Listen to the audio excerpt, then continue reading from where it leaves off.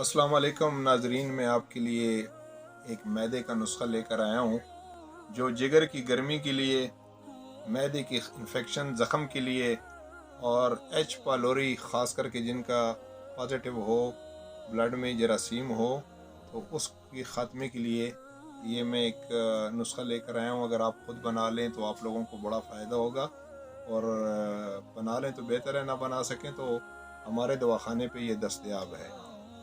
अच्छा, इसमें जनाब बड़ा आसान नुस्खा है कि आप सौंफ, ज़रिश्क, अजवाइन और अनारदाना, और इसके अलावा गुलाब की पत्तियाँ और मिश्री।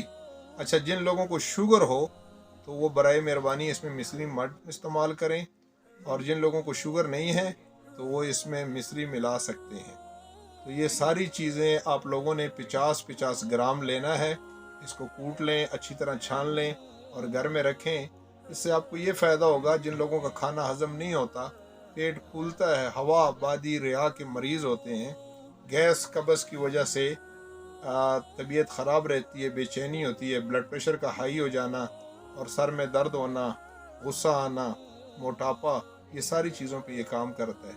और इस फक्की में एक ख़ास बात ये है कि आपकी जिगर की गर्मी और भूख का न लगना उसके लिए भी बहुत बेहतर है। तो अगर आप ये बनाएं तो बना लें, और अगर ना बना सकें तो अलमक्का पंसार या मेरे दवाखाने में जब आप आओगे तो ये आपको इस तरह की पैकिंग में भी मिल सकता है। सफ़ूफ अक्सीर जिगर के नाम पे है, अलमक्का पंसार से आपको ये मिलेगा।